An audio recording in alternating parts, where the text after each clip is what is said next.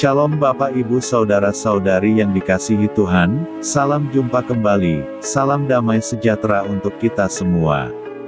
Firman Tuhan yang kita renungkan pada hari ini, Jumat tanggal 2 Oktober tahun 2020. Bacaan yang pertama mari kita baca di dalam kitab Yosua pasal 20 ayat 1-6, beginilah bunyinya.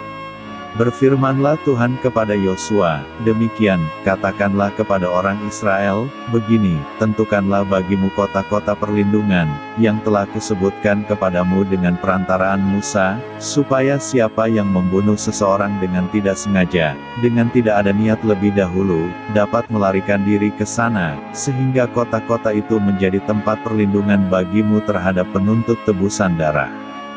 Apabila ia melarikan diri ke salah satu kota tadi, maka haruslah ia tinggal berdiri di depan pintu gerbang kota dan memberitahukan perkaranya kepada para tua-tua kota.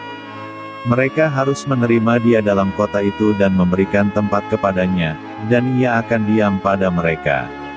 Apabila penuntut tebusan darah itu mengejar dia, pembunuh itu tidak akan diserahkan mereka ke dalam tangannya, sebab ia telah membunuh sesamanya manusia dengan tidak ada niat lebih dahulu, dan dengan tidak menaruh benci kepadanya lebih dahulu. Ia harus tetap diam di kota itu sampai ia dihadapkan kepada rapat jemaah untuk diadili, sampai imam besar yang ada pada waktu itu mati. Maka barulah pembunuh itu boleh pulang ke kotanya dan ke rumahnya, ke kota dari mana ia melarikan diri. Bacaan yang kedua mari kita baca di dalam kitab 1 Korintus pasal 12 ayat 1-7, beginilah bunyinya. Sekarang tentang karunia-karunia roh. Aku mau, saudara-saudara, supaya kamu mengetahui kebenarannya. Kamu tahu, bahwa pada waktu kamu masih belum mengenal Tuhan, kamu tanpa berpikir ditarik kepada berhala-berhala yang bisu. Karena itu aku mau meyakinkan kamu, bahwa tidak ada seorang pun yang berkata-kata oleh Roh Tuhan, dapat berkata, terkutuklah Yesus. Dan tidak ada seorang pun, yang dapat mengaku, Yesus adalah Tuhan, selain oleh Roh Kudus. Ada rupa-rupa karunia, tetapi satu Roh. Dan ada rupa-rupa pelayanan, tetapi satu Tuhan. Dan ada berbagai-bagai perbuatan ajaib, tetapi Tuhan adalah satu yang mengerjakan semuanya dalam semua orang. Tetapi kepada tiap-tiap orang dikaruniakan penyataan roh untuk kepentingan bersama. Bapak Ibu Saudara-saudari yang dikasihi Tuhan, tema firman Tuhan yang kita renungkan pada hari ini adalah Tuhan menginisiasi kepentingan umatnya.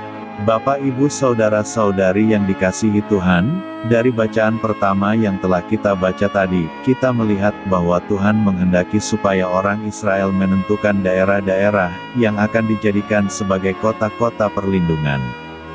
Kota-kota itu akan menjadi tempat pelarian seseorang yang dengan tidak sengaja dan dengan tidak ada niat membunuh sesamanya. Seseorang itu harus diamankan di kota-kota perlindungan sebelum ia diadili. Ia harus dibiarkan hidup, sebab ia bukan kategori seorang pembunuh. Kota-kota perlindungan harus segera ditentukan, sebab hal itu dapat mendukung kebaikan dan kepentingan bersama. Bapak Ibu Saudara-saudari yang dikasihi Tuhan, dari bacaan kedua yang telah kita baca tadi, kita melihat bahwa Rasul Paulus menyampaikan kebenaran tentang karunia-karunia roh dan rupa-rupa pelayanan.